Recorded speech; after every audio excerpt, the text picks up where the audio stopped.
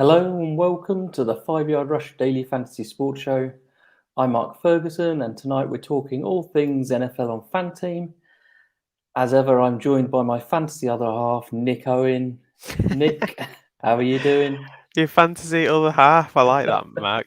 Obviously taken in the right context. No, I'm Indeed. good. I'm all good. That's like a bit more tired week on week, but still here, still surviving, slugging through the season. Oh, well, at least you haven't got to do that dancing anymore, so that's Well, good. yeah, there is that. Yeah, there is that, definitely. So tonight, usual format. Firstly, we'll be talking about our season-long teams. And actually, I think we've got some interesting decisions to make this week. I'm looking forward to that a little bit. Yeah. Um, There's. I mean, I checked my lineups earlier, Mark. I've been working today, but managed to sneak onto the laptop and check the lineups on my break. And there's some injuries that have cropped up that I really didn't want to have to deal with because there were players that were just a bit set and forget in the lineup they were in, and because of the price, I wasn't planning on taking them out. But yeah, yeah, that's yeah. happened. I think most people who play this have already cracked the code of who we're talking about here, but we'll come back to it later. Indeed. Then we're going to run through our Week 11 Red Zone contest, create a lineup together. And then if that wasn't enough, it's that special time of the year, and we may well be joined by a big man with a beard. That's right, Santa might be dropping in later. We're not sure when, though. No, that might be happening. We might be a little bit premature on it, but it may happen. We'll have to Yeah, see. you never know. You never know. So this week on FanTeam, there's a guaranteed €7,500 prize pool red zone contest with a €12 entry fee and a €2,500 contest with a €2 buy-in. Those contests are for the 6 p.m. games. So that's a wonderful 3-hour DFS sweat. I'm quite looking forward to going back to that after last week having the disappointment of going to bed in quite a good position and then waking up nowhere. Well, I went to bed in not a great position and woke up still in not a great position. So there was not the same disappointment for me, but I do like, as much as I like the monster contests, I do like the split of the early games and the late games, because I don't know about you, Mark, but I do like a little accumulator bet on the touchdown scorers, and I work it exactly the same. I pick my 4 in the early games, I pick my 4 in the late games. And I do it that way because if I pick 4 in the early games and then 1 lets me down in the late games, I'll be very annoyed that I've had to wait 6 hours for that to materialise. So I like giving myself double the chance. And you've been doing pretty well in the fumble contest, haven't you? The sort of later slates. The fumble contests have been like my staple this season. It's the only thing that's bankrolling me at the moment, as was exactly the same result this past week, where in the lower entry fumble, I had 2 lineups. One finished 35th out of 344, and one finished 6th. So I was quite happy with that. Unbelievable. So there's another. So we're talking about the fumble. There's a trio of games starting after 9 p.m. and they're the same buy-ins as the red zone, €2 and €12, and they've got €1,500 and a €600 guaranteed prize pool. So plenty of great money on offer there. And I think the great thing about having a fumble is if you've had a really bad red zone, you can just sort of console yourself and try and catch up a little bit with the fumble. That is usually what I do, Mark, to be honest. I'm usually pretty poor in the early one, but then I just seem to come to life in the late one. But it's good that you've got that option to enter both, especially because there is, if you've lost a little bit or you think, it's another contest I've got to enter, you've got that lower entry level that you can come in at and you can still enjoy the games then without stressing too much. So I like that. As much as I do like the monster contest, I do like doing the split. Even in the monster last week, I still did the fumble. Yeah. So and we also have back another exclusive 5-yard rush contest. Now, you've all had 2 weeks to practice, so we've changed it up a little bit, haven't we, this week? We have. So, yeah. So this week there's a guaranteed prize pool of £200 with £50 to first, and it's a measly £1 to enter. £1. £1, a measly £1. But we've actually increased the number of max number of entries per user, and that's 10 now. So you can basically enter 10 lineups for £10. Yeah. So you can cover pretty much all your favourite plays. Yeah. It's a good contest, like you said, Mike. We've had 2 weeks where we've had the free roll. As much as we'd love to do free rolls forever, it's not feasible because we don't have an infinite pot of money. So the free rolls were really good for people to dip the toe in the water, and I think we've seen that there has been a lot of regular players, but we've had new people sign up as well and be a part of that. But this is the time now where, again, those free roll contests don't come round every week. If you're worried that you don't want to put £10 on a contest or enter, lots of multiple entries at £1.68 or the £10 entry, then this £1, I mean, £1. What can you? I made a joke the other week that £1.68 can barely buy you a can of Red Bull. What can £1 buy you in this day and age? Really? £1. So you might as well give it a go because you never know that you could make £50 out of £1. That's a good return on your money. Any wise investor would tell you that. Yeah, and you only have to enter one. You don't have to enter 10. You don't have to.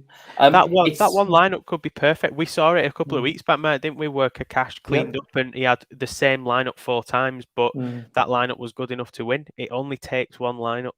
Well, I think we'll all be pretty annoyed if one lineup takes the top 10.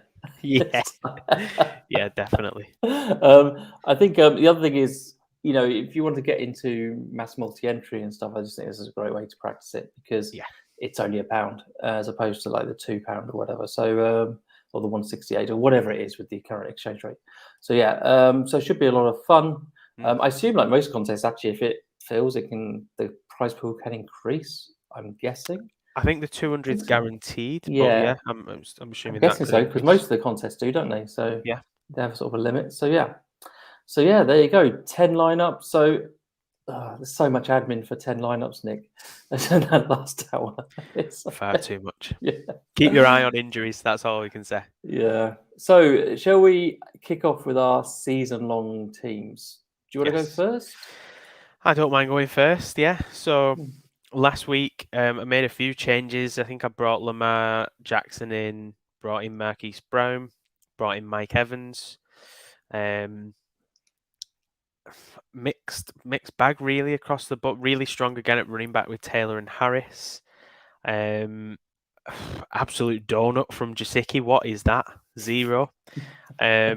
Mike Evans was really quiet for I think 3/4 of play and then just popped up with a score near the end, which probably saved his week for me. It's still 14.2, still not good based on what you're paying for him, but I'll take that over what he was before the score. Jackson and Brown disappointing, I must say, against Miami. So yeah, this week the issues I've got, Mark, is there's a couple of niggling injuries throughout the lineup. Despite Jasicki's donut that he put up last week, he survives another week against the lowly Jets. Cup is on a bye. Brown and Jackson are both nursing injuries, so Brown didn't practice yesterday. Now, the injury report might have refreshed now. He may have practiced today. I don't know. But, in fact, I've just had a look. He missed practice Thursday, so that's not good news for me. So he's missed practice Wednesday and Thursday, apparently with a thigh injury. Jackson as well has a non-COVID related illness, which is concerning. That could be anything. It could be a stomach bug. Who knows at this stage. But Cordral Patterson he's been described as unlikely to play tonight by Ian Rappaport. So that is very concerning. I've essentially got 4 people, one of which is guaranteed not to be playing because he's on a bye, and the other 3 are looking a little bit concerning at the moment. So there's only so many transfers I can make, Mark. I've got 2 free transfers in the bag this week. I don't want to make too many moves because I think if Lamar had COVID, I'd be really concerned. The fact that they've said it's non-COVID related doesn't concern me quite as much. Marquise Brown is a little bit concerning that he's not practicing, but I think it's the first practice he's missed this season, so unless it's precautionary. But the changes that I am proposing to make as it stands, it's just 2. So Cordral Patterson makes way for CD Lamb, and Cooper Kupp makes way for the returning Jamar Chase, coming off a bye week. So yeah, I'm still quite confident with. I did drop a few places last week. I think I dropped this team was around 248 when we spoke last week, and I think it's around the 400s now. But it's not a massive difference. One good week will propel me back into that 200 mix, which I'm not too concerned about at this stage in the season. There's still quite a few weeks left yet to get myself back into those cash places. So, it's not panic mode as it stands. But I could really do with Jackson and Brown playing again this week. I'm still not decided whether to actually keep Jackson in there or keep Brown in there or take a -8. I'm a bit on the fence about it. You don't want to take a -16, do you? Certainly not a -16. No, it would be a -8 at most, and then it's just weighing up whether I feel that I can reach a receiver, take that -8, and essentially what I'd be looking for then is minimum 15 to 20 points from them, so that it'll cushion that. Likewise, if I was to take out Jackson, I'm hoping that whatever quarterback I bring in scores 30. Really to justify that -8, but yeah, it's a difficult week this week. But Patterson, it looks like he's trending in the wrong direction. He was someone that he was set and forget for me. I wasn't going to bring him out, but if he's not going to play, then I'm not going to have a body in the team that isn't doing anything. I'd rather bring in Lamb, who is red hot at the moment, and Jamar Chase, who was red hot prior to going on his bye week. It's like, so we don't talk about this actually beforehand, or we generally don't. And we're thinking along very similar lines, Nick. Interesting. So Cordral Patterson, I was going to take him out of my team anyway this week, regardless of whether he was fit or not, because they started using Wayne Gorman a lot more and last week, and he just, looking at him, he just didn't look right, Patterson, to me. He looked slow and cumbersome. A little bit like he made Cam Newton look quick, I would suggest. And it's I don't know what it is about him. He didn't look right now. So I was considering. I really think that that value player's gone now for the rest of the season. But I think we've all made enough money from that first sort of price change. It's not such a big deal. So yeah. I think as well you can find the value elsewhere now at this stage in the season. So if you're pivoting off Cordral Patterson for an extra 0.5, you can pivot your way onto Michael Pittman, who's emerged as a wide receiver 1. So it's not a big loss. I think a few weeks ago I'd have been gutted to have had to make this decision, but yeah, like you said, didn't look right last week, and the injury that he seems to have picked up, it's bad enough that he's been very, very limited, was actually the description. Very, very limited in practice this week, which if that is the case throughout practice and you're playing on a Thursday, that's not good. Even if you are playing, you're probably on a snap count. So we've had a question in. It links in a lot with what we're talking about. From Ed, I have Kupp and Henderson on bye, plus Patterson and Brown injury doubts. So I would say Patterson is almost definitely out. That seems to be. And even if he was playing, would you really trust him? What would you be? Best 70%, something like that. Still have wildcard. Would you recommend using it this week or wait until game week 12 for price rises? So that's quite a tricky one. My first thought is, where are you in the actual standings? If you need to catch up, I would possibly use my. I wouldn't worry too much about waiting for the game week 12 price rises, or if I got that the wrong way around, if you want to maintain your position, that's my first thought. Is it depends on where you are. I think. I think it's too difficult of a question to just answer without knowing a bit more facts, Ed, on this one. So you're at 599. It's a 599. So you'll need to catch up. My kind of questions would be, how many free transfers do you have this week? How much money in the bank do you have? Because that's going to determine what moves you can make. Me personally, if I had 3 transfers in this situation, I'd probably hold off on that wild card till next week. If I had 2 free transfers, I'm probably wildcarding here, and I'd get rid of all 4 of them on a wild card. My initial thoughts, I use the wild card. I also think about these price rises which are coming next week or after next week. It's not going to be as obvious where the rises are as in the first time it happened. Yeah. It was so obvious. Cordral Patterson was too cheap. So, for example, and I just don't think it'll be so obvious as last time. It was quite easy for people to create an extra 15 million last time. Yeah. From the week 6 price. I don't think you're going to. I think you'll struggle to work out how to create an extra 15 million this time. Yeah. That's my initial thought. I think as well, the price rise is reflective of the expected performance of players between now and the end of the season, and I think we can probably guess what kind of players will be rising. Like you said, Mark, we knew Cordral Patterson was going to go up last time. He was priced too cheap for his production at the time. There was, I think Cooper Kupp went up again. Yes. I think he was at 16. He shot up. The ones that went up, it wouldn't have come as a surprise, and I would say it's probably going to be the same kind of situation this time. I would suspect that a lot of the players that will go up are players that are the owned players, the Jamar Chases and people like that. Pittman's probably going to take a big jump, I would say, to at least 16 on this next lot of price rises. So, yeah, I'm not against the wild card. 2 free transfers, 2.5 million in the bank. I would wild card, to be fair. I personally probably would as well. I'd also be looking at the ownership figures. You've got to catch up 300 spaces.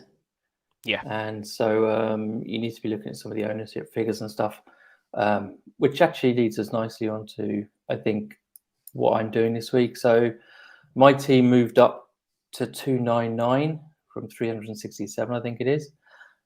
And I got rid of Cordral Patterson and Cooper Kupp. They're my 2 changes. And like you, I've gone for CD Lamb, nice 7% owned, which I really liked. And I've also gone for because 299. I want to move up. I want to catch up a little bit. I've gone for 3% DeAndre Swift. I like Swift this week, actually. Yeah, I looked at Swift myself. Yeah, I think his usage is kind of guaranteed. It seems like it doesn't matter whether they're ahead or behind. Generally, they're behind Detroit. He seems to get the work. I mean, I know Jamal Williams has been injured, and maybe that will change. But I think for this week, quite happy with that.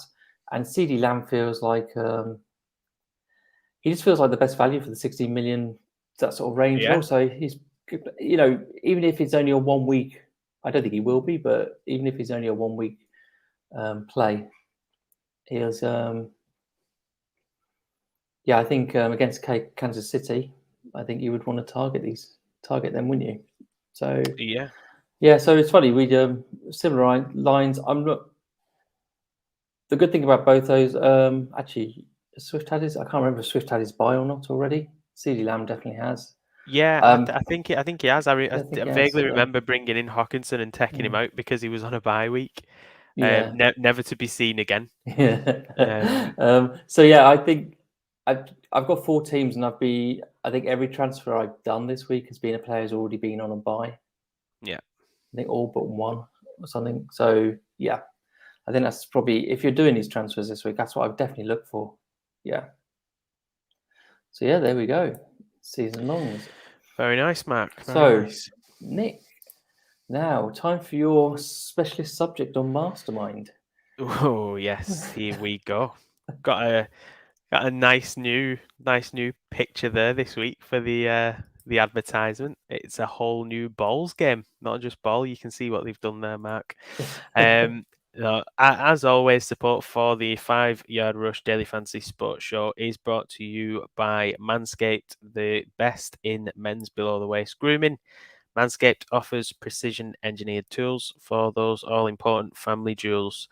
They recently launched the 4th generation trimmer, the Lawnmower 4.0, all across Europe. Many great features to this tool. not least that it is designed specifically for the purpose of protecting your important male area. Join over 2 million men worldwide who trust Manscaped. We do have an exclusive offer for you, which will guarantee you 20% off and free worldwide shipping at checkout if you use the code 5yard.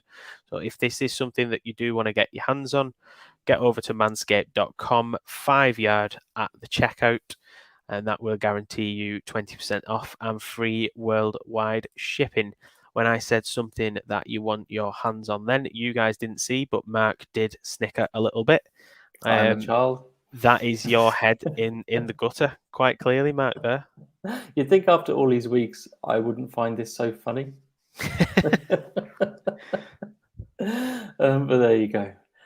Anyway, so shall we move on to week 11? So what we're going to do is I'm going to share my screen. We're going to pick we're going to pick a lineup for this week's Red Zone. Let me find the tab. There it is. Hopefully that's the right one. Yes, that's the one. So you're getting too good at this, Mark. Yeah, clearly too good. It's yeah. Well, remember the first week I shared completely the wrong screen and stuff. So anything more than that is an improvement, isn't it?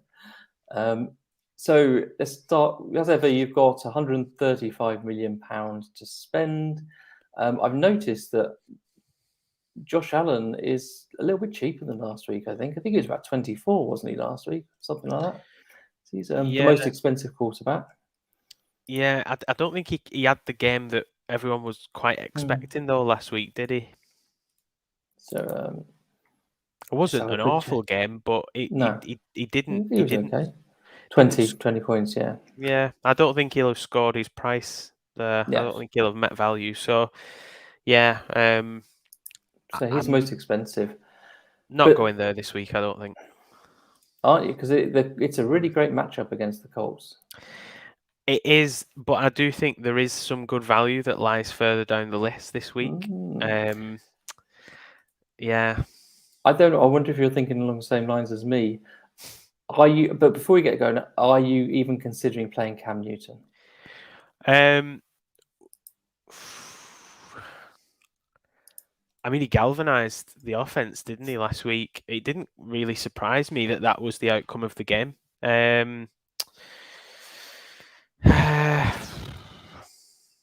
If you don't pick Cam, you aren't doing it right.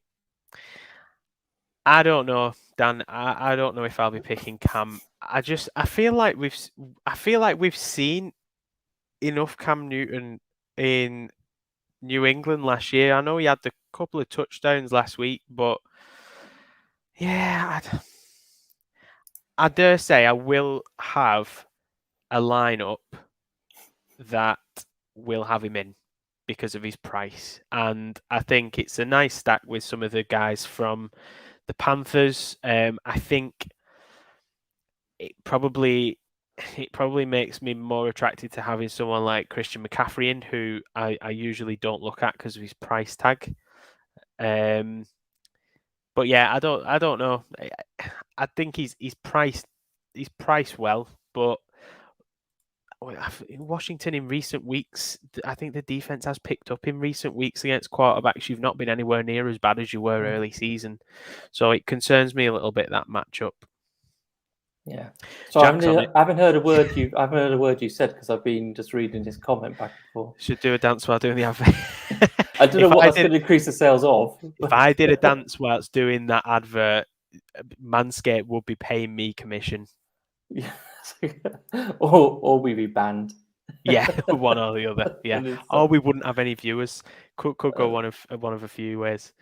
It's a trap. Don't play Cam, says Jack. I probably agree with you there, Jack. I'm tempted to say the same. I think I'll have him in a lineup just for exposure, but I tend to agree. I do think it is a trap. I think a fair few will fall foul of it this week as well. Yeah, I think he might be popular. The thing about the Washington defense is I just wonder whether or not this version of it that we saw last week, which, Tampa Bay weren't particularly in that game at any moment.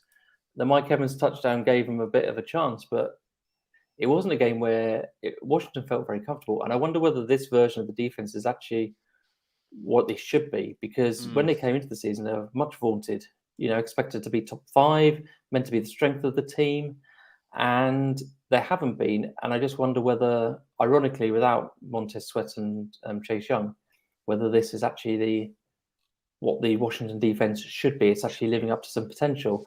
And yeah, I've got an interesting stat about CMC, but we'll do that when we'll talk about that when we talk about running backs, as you mentioned him.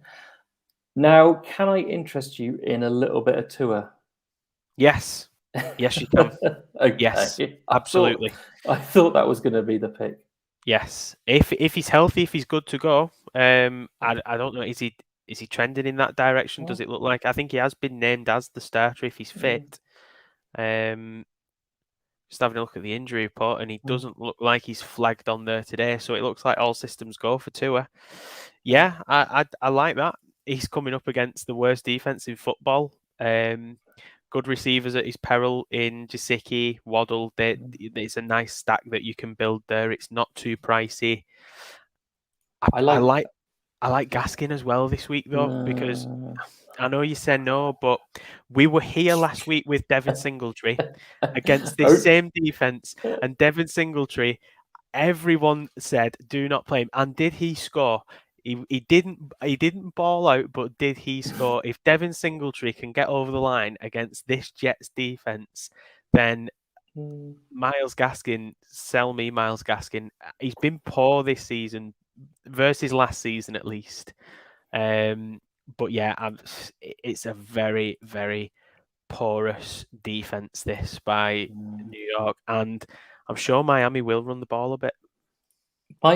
My game theory gland is twitching away because of Gaskins.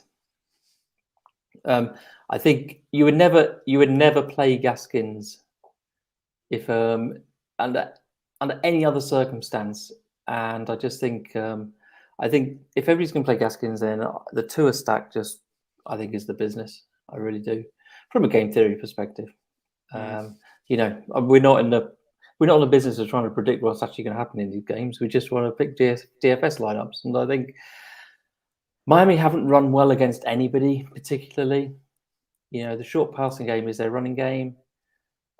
So we've got a little bit onto running backs there whilst we're looking at our quarterbacks. I know. Yeah, so, we have. We'll definitely come back to some of them because there's a fair bit going on in the comments there about the running backs. I've got a few things to tell those people in the comments as well. Yeah, I was just thinking exactly the same thing myself, Mark, as well. Actually, especially on the CMC thing, I'm intrigued to know this stat, and I think I know what it's going to be. Yeah.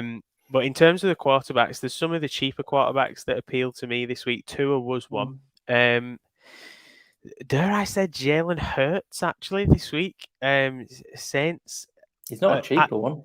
No, he's not a cheaper. He's cheaper than some of the guys higher up. But I couldn't actually believe when I filtered this by points scored. Jalen Hurts has had more points than Josh Allen, Lamar Jackson, all of those quarterbacks on that list this week, and he's not priced cheap as such. He's the 5th most expensive, but I think good reason for that. In more recent weeks, I'm talking the last 3 weeks specifically, the Saints have been statistically the worst team versus quarterbacks. He's a very, very consistent scorer, Jalen Hurts, because of the fact he's that dual threat quarterback. I think that's one of the reasons why running backs have just been completely irrelevant, really, in Philadelphia this year, because Jalen Hurts does a lot of the work himself with his legs. Saints are also ranking the worst versus wide receivers in the last 3 weeks, and there's a lot of talk of, whoever Lattimore shadows, they don't tend to have a good week, and statistically that's probably factual. AJ Brown had a quiet week last week. I think Mike Evans had a fairly quiet week the week when they played Tampa Bay and beat them. I think there was, definitely played Atlanta. Kyle Pitts, Russell Gage were kept fairly quiet. So if you were starting Hurts, you can put together a nice cheap stack with the likes of Dallas Goedert, who's essentially wide receiver 2 there, if you don't want to play Devonta Smith. Maybe even a Quez Watkins comes into play. Old favourite of the show, Quez Old Watkins. favourite, Remember? yeah. Old season-long favourite, yeah. Forgotten man. So he even comes into equation for me there if I was to start Hurts. But yeah, I like Hurts. Tua, you mentioned. I hate myself for saying this, but Jimmy Garoppolo is another one this week. I think if you're playing Debo, I don't think he's a bad play. It felt like watching the Rams game that San Francisco threw the ball 5 times. That's how it felt watching it. It just felt like they ran every play, but he still came out the game with 15.38 fantasy points. He's costing 17.1 million this week. Jacksonville are a worse defense. So yeah, there's a few plays I think there. Can we go even more dumpster diving here? Ooh, well, dive deeper then. Go on. Yeah. What about Tyrod Taylor against the worst ranked Tennessee Titans? Well, worst ranked against wide receivers, fantasy points wise. Not for me. Not for you, no. Not for okay, me. fine. I just don't have the same faith that other people seem to have in Tyrod Taylor. He's not a bad quarterback, but he's never nailed down a job anywhere he's been. He's been displaced in jobs. I also think that Brandon Cooks is actually going to get quite a lot of steam this week, and if you're going to do that, then I think you should consider it. Especially if you're playing, say, 10 lineups and in a 5-yard rush exclusive contest, maybe have one lineup of that. Yeah, but that's again a gameplay sort of thing. Yeah, I think you can play Cooks, but not play him quite, with confidence, because what we know about Houston is they throw the ball to Brandon Cooks. I think you can get the points there without having to sacrifice at quarterback, because Tyrod, you could get Brandon Cooks with 6-7 receptions for 100 plus yards. You might get a score out of him. But then you don't want Tyrod Taylor with 198 passing yards and 2 interceptions. It's just a no for me. Okie doke. So we've got to pick a quarterback for our lineup.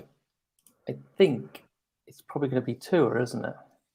Slot him in. I like him. Yeah, we'll put in Tua. That kind of automatically means we have to pick Waddle and Gesicki, but we'll come back to that in a minute. Okay, running backs.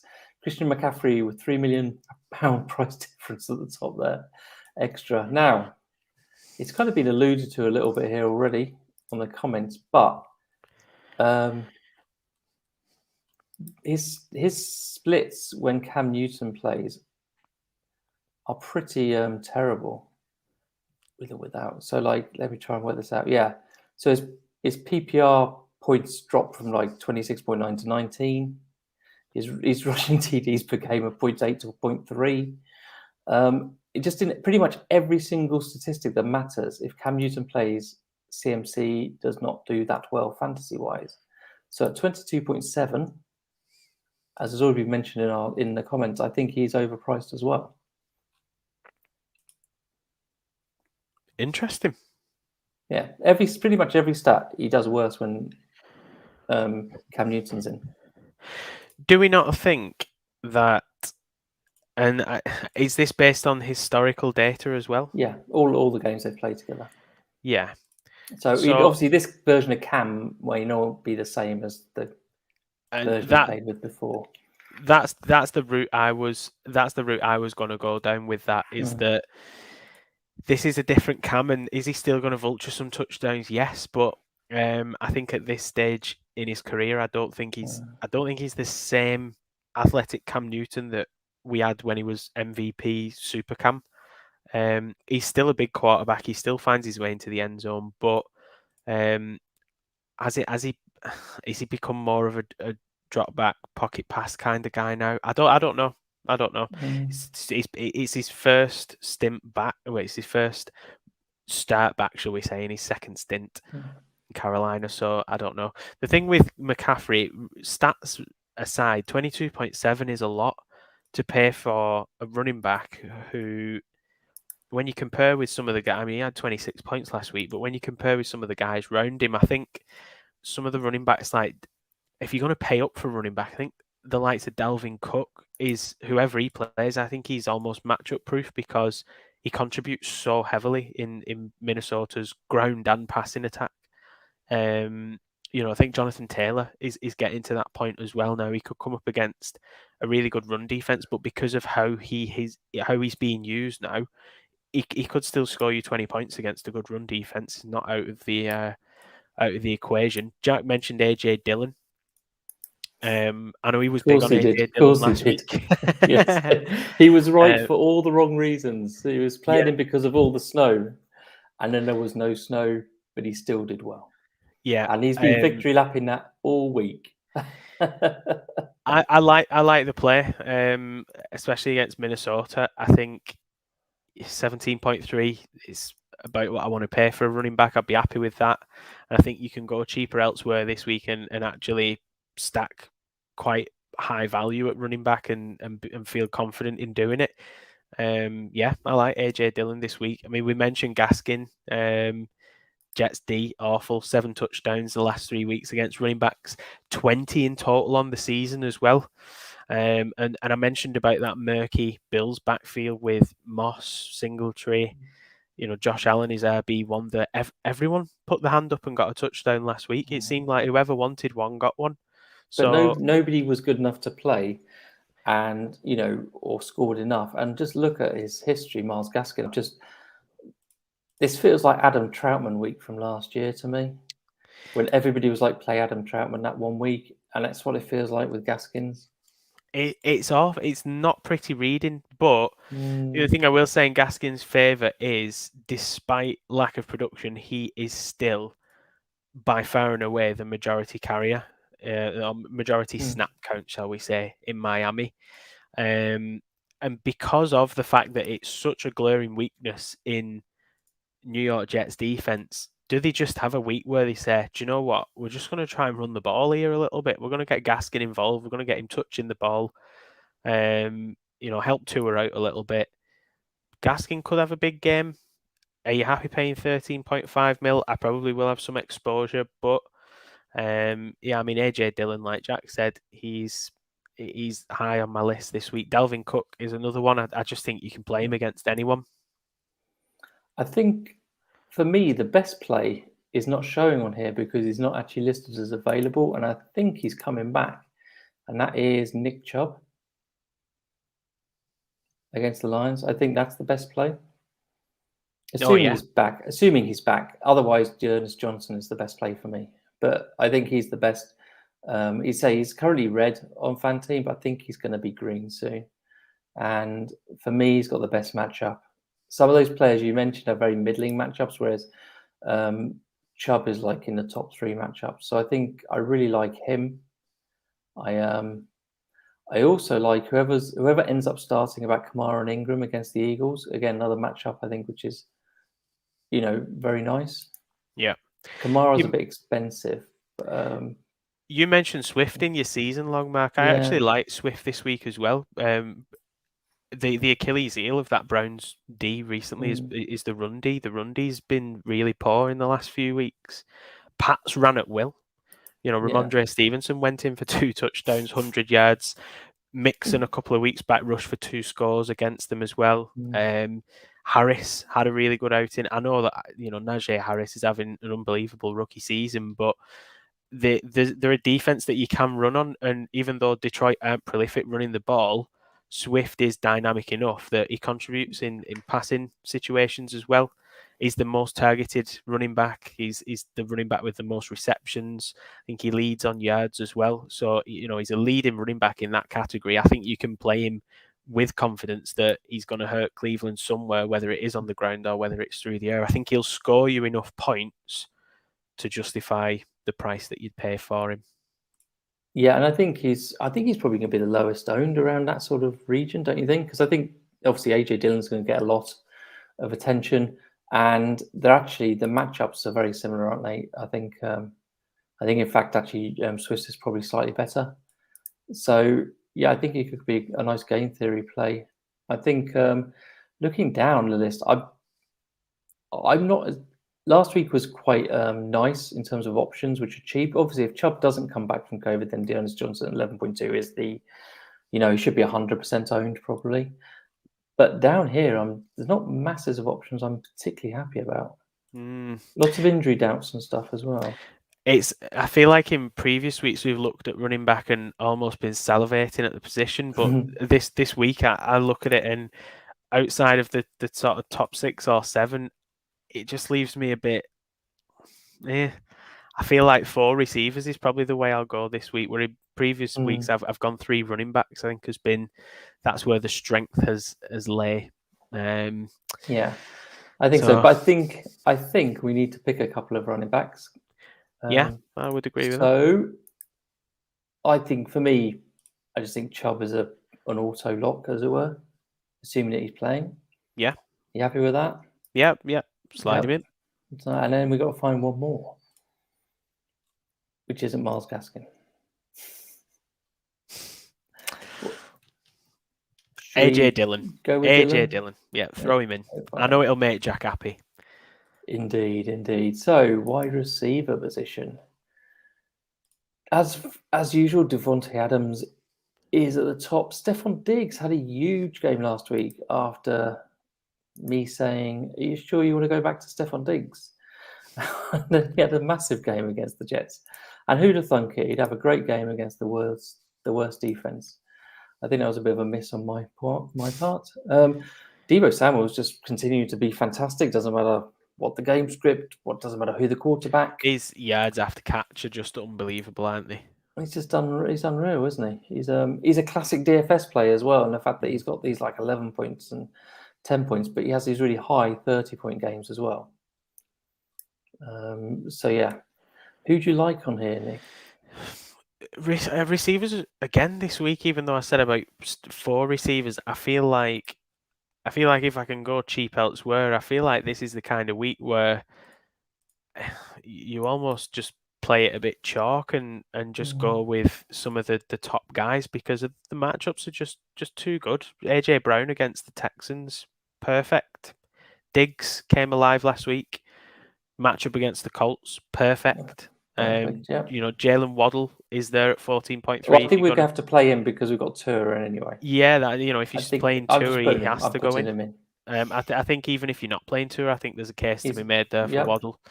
Pittman against the Bills, 14.3, cheap still for his production that he's with what you're getting from him. The Bills' defense though is very good in every single category. It's then the best.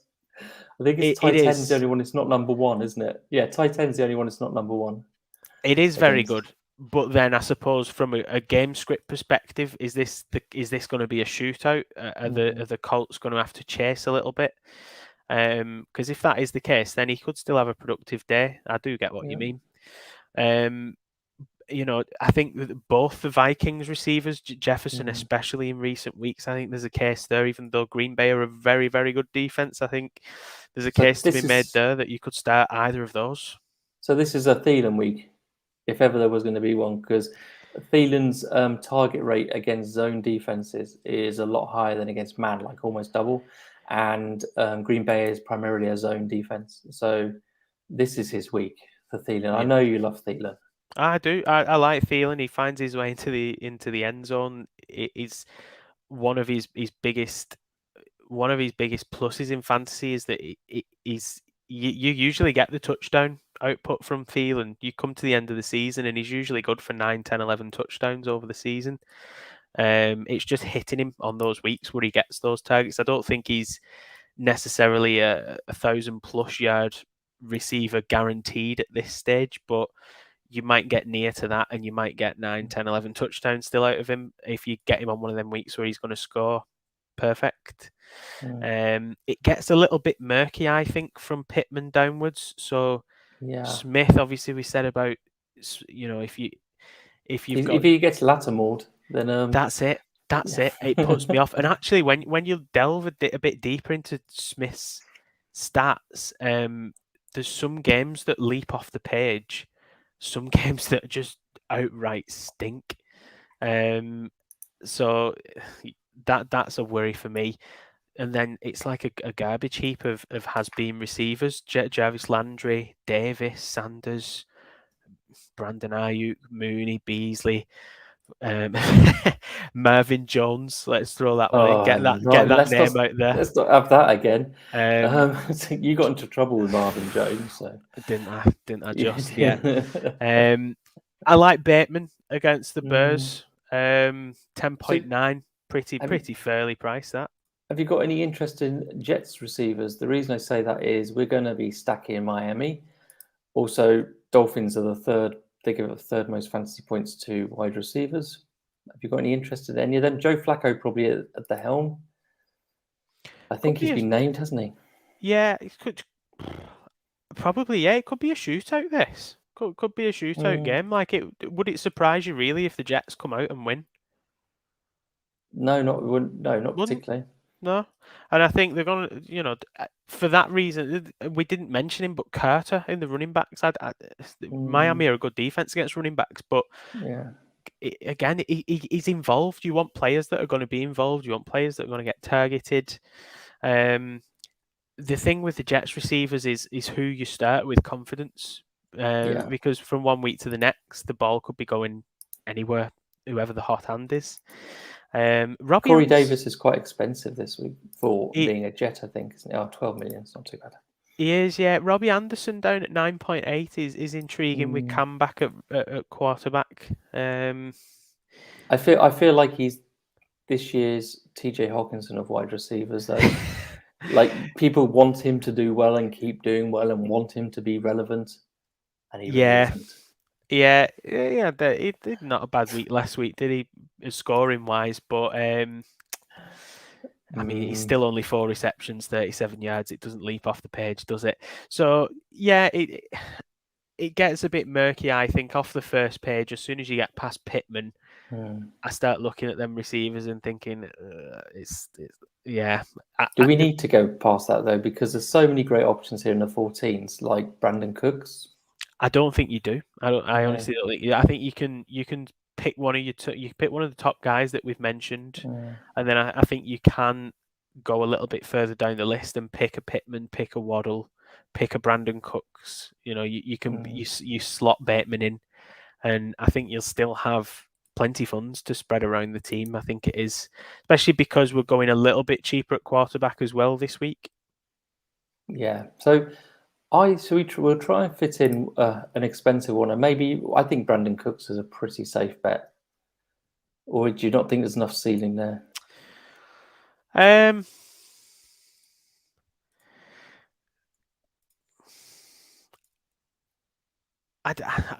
maybe Thielen. Maybe Thielen. Thing is with Cooks is I like the volume he gets, but I'd probably slide more to Thielen.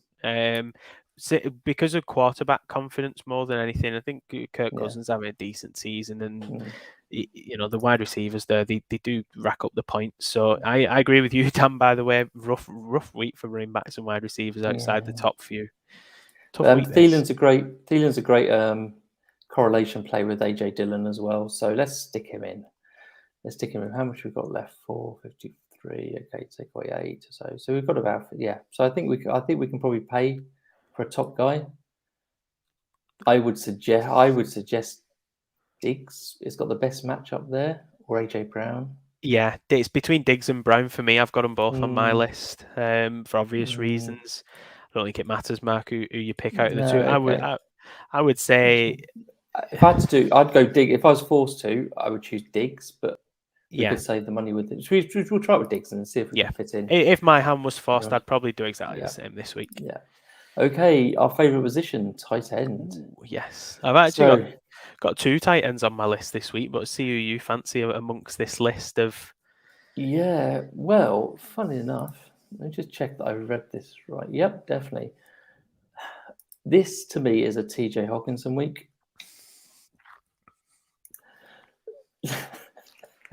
You caught me mid-drink then, and it was nearly all over my MacBook screen. Tell me more.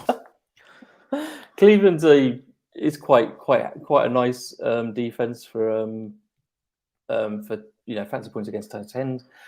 Also, I just think you're going to get him at pretty low ownership. because of what he did last week. And he, as much as I don't like him as a DFS play because he's so up and down and they get disappointed, I just feel this week it could be his week. I think they'll probably try and force him the ball more than they have before. You see that quite often after these things. It's the same theory with Gesicki, basically. We're probably going to end up playing Gesicki in this lineup because of our Tua, stack. But I do quite like Hawkinson at 11.5. Yeah, Gesicki makes sense if you're going to play Tua. But we still need to talk about some of these players. Yeah, we've mentioned it, and Dan just said in the comments, running backs and wide receivers so rough this week. Talk about rough. This list of tight ends, my God. Dan Arnold is listed as 5th on this list in terms of price. Dan Arnold, if you scroll down that list, Mark, scroll down that list down to, around that area there, Troutman, Seals, Jones. That's around where Dan Arnold was last week, not price-wise, but actually where he was listed in this list. So that just shows you what tight end is like this week again. I'm just dreadful, absolutely dreadful. Don't mind Dallas Goedert. Mentioned him earlier. If you're going to play Hurts, nice stack there. It's assumed that Lattimore will shadow Devonta Smith, so Philadelphia's wide receiver too. You can start him for 10 million. Why not? I think Gesicki, I think Andrews, I think Kittle will all be fairly highly owned this week as well. Tyler Conklin, bring back that name. Tyler Conklin, I like him again this week. I think I prefer him this week to last week. Yeah, Green Bay giving up third most fantasy. I don't know what fantasy is. Yeah, nice. Fantasy points, both the same thing. Third most fantasy points to position in the last 3 weeks, interestingly. And he's actually, over his last 4 weeks, he's averaging 6 targets a game. So he's very, very involved. Conklin I like this week again at 9.3. I think that's a good price for him. He had a good week last week, and I feel like he's not really jumped up that much. You look at Dan Arnold's 10.5. I think he was priced around, was he like 7.5, 8 million last week? He's had a jump. What about Dawson Knox? He came back last week after injury, didn't do much, but he's coming back from injury, and he's got a fantastic matchup again against Indy. If you think about it, when he was injured, you weren't getting him at 9.4. He's doing right. So if you're looking for somebody a bit different to the obvious, I think Dawson Knox might be a good play. Yeah, I agree with that. Especially in like recent weeks, like you said, Indy have they've not been a great defense against tight ends. Third most in yards given up against tight ends. They're just a pass funnel defense completely. So I don't think that's a bad shout. I suppose it just. Game script's going to play a big part in that game, I think, isn't it? I think like if Buffalo manage to find a way up in the score, does it limit the receiving output? I don't know. Knox, I think coming back off that injury, I think I just want to see a week of him back to his breakout form, I think, before I start him with any kind of confidence. So me personally, Mark, I think if we've got the funds, I'd say Gesicki is my preference. Yeah. I think we've almost got to do that, haven't we? So we've got 22. I think we're going to be okay here. I think we put in a defense now. We probably won't spend too much money on the defense, will we? What have we got left over? We've got 22.4. For me, when you look back at the 22.4, we can pick a defense here that would give us a receiver at that 14 mil range. So I suppose it's whether there is another receiver at 14 mil we'd be happy with, like a Cooks, or whether we look at a receiver at 10 mil and pay up for a defense that might have a chance of scoring decent points this week. I know you don't like paying up. No, I don't. I'm gonna suggest and vote for Washington against Cam coming back. Historically, they've been quite good as well. I haven't really researched this, but I was thinking it when we were talking about CMC. Washington, I think, have done pretty well against CMC in recent years. And I think there's Cam. You've got to think Cam's worth a few turnovers or so, wouldn't you? Yeah, it's as good a defense as any to play, especially they've performed in more recent weeks versus the start of the season, it's a fairly cheap D at 7.5 as well. So yeah, I'm also the Saints against Philly is another cheap one as well, I think. Yeah, I'm like you, Mark. I don't usually like paying up for a D, but the few of the ones I had on my list this week were 49ers, Titans. If I've got the money, I'm quite happy actually to pay up this week because I think the matchups that those two teams have got, you might have a good scoring week from your defense. But if we put in the 49ers, we have 13.3. Let's go to affordable. And during that bit you didn't like. That's it. So I think you've got the conundrum here is you either pay up and get a really expensive D and get a cheaper receiver, or you pay less like a for Bateman or someone like that.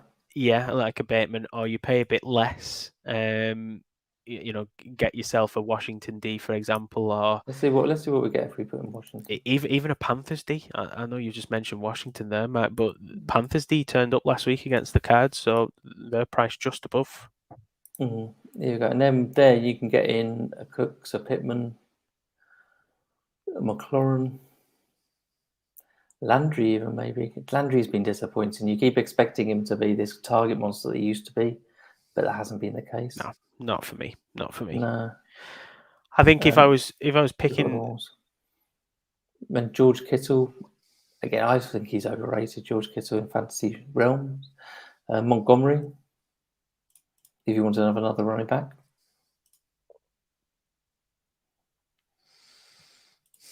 How much have we got left there? 14.9.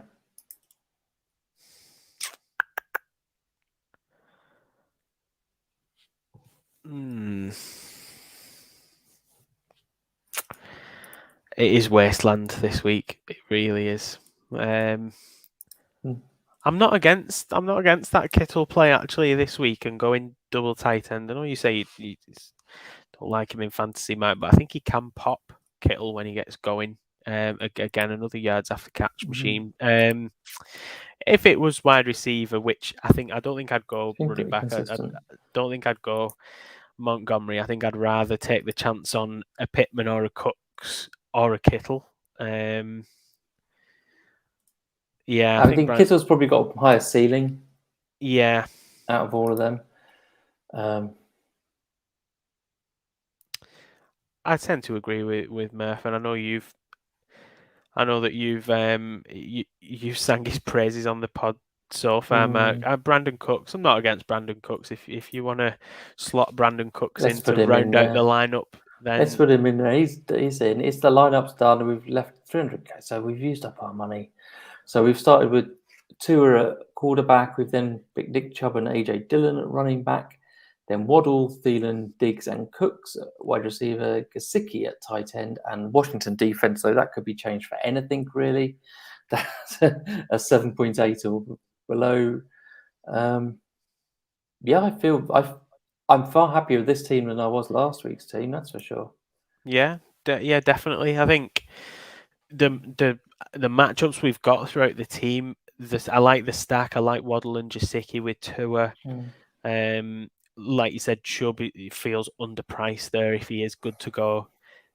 Dillon this week, he's going to get the lion's share, isn't he? There's not really anything else to challenge him in the backfield. Thielen, I think Minnesota will air the ball out this week. I think game script wise, it's going to be a necessity. Diggs for me, yep, I'd have Diggs over Brown. Cooks, yeah, not a lot not to like. I think in that team, it's well constructed. It's a good balance. It's got a lot of potential for the receivers to score well. The only downside for Chubb is if he's had COVID that's actually made him unwell, and that's going to impact on his amount of touches and stuff. That's the only way. There's been no indication of whether he's just been one of those who's just tested positive or whether he's actually unwell. Could be asymptomatic. Yeah. Yeah, I think this is really this lineup is probably out of all the ones we've created this season. This is the one which is most based on matchups. That's why I feel looking at that. We've kind of really looked at the matchups, as it were, for it. I think as well, because we've gone cheaper at quarterback, like it feels like we had a lot of. Thanks very much, Dan. It feels like we had a lot of funds to spread across the team, but I just think this week, because of there doesn't feel like there's a lot of depth at the positions, running back, wide receiver, in this slate anyway. There doesn't feel like there's a lot of depth. So I think maybe the trick this week is actually pay a bit less for the quarterback and try and get yourself some nice stacks and some nice correlations together and see where it takes you. I think if you're paying up for a quarterback this week, I don't really like some of the lower tier guys that you're going to have to try and take a risk on to make it work. Dan does always that, because last week he spent most of his time moaning at us about our picks on here. So, like, thank you, Dan.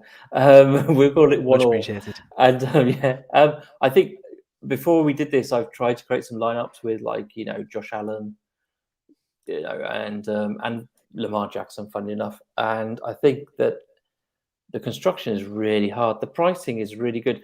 The difference between FanTeam pricing and other DFS sites is that theirs all comes out like on Monday or Sunday night, whereas the FanTeam prices come out on Thursday. So they've already taken into account a lot of injury news that's happened up to that point. Yeah.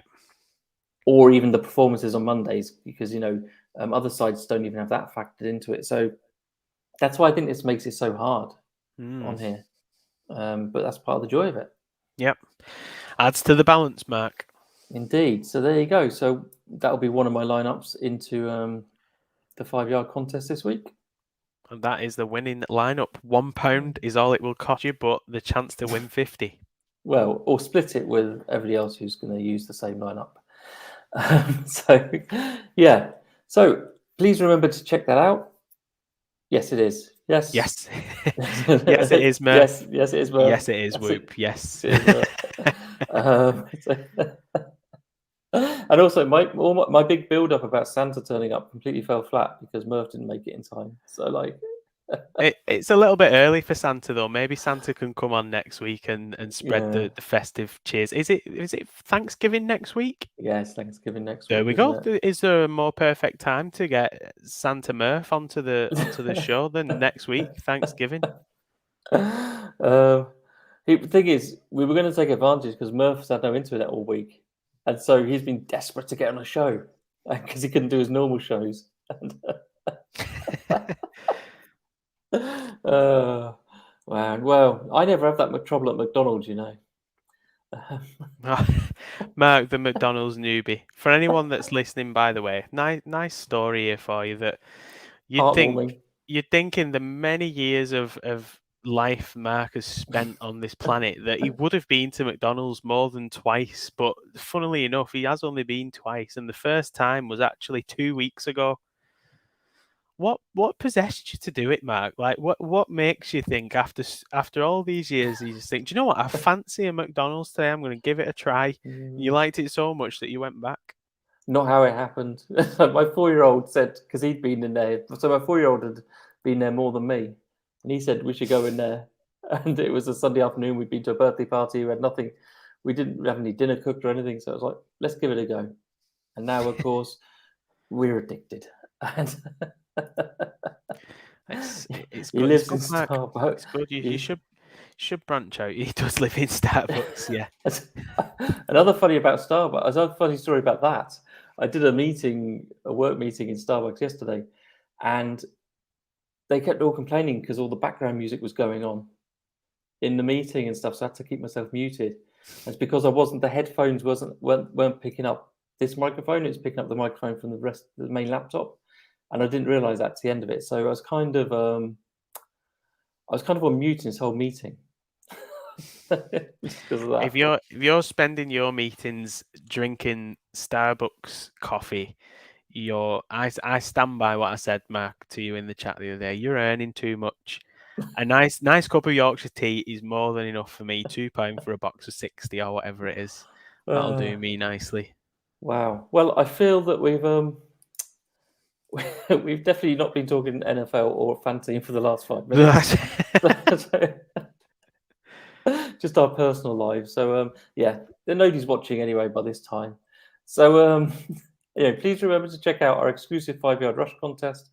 Go to the link in a video and in all our socials. We'll be posting about this quite a lot before Sunday. I'm Mark Ferguson. You can find me at _SMRF on Twitter. And Nick, where can they find you? And can you give us some final words of wisdom, please? Yes, of course. You find me on Twitter at Nick of Wigan. Remember, guys, catches for show, touchdowns for dough.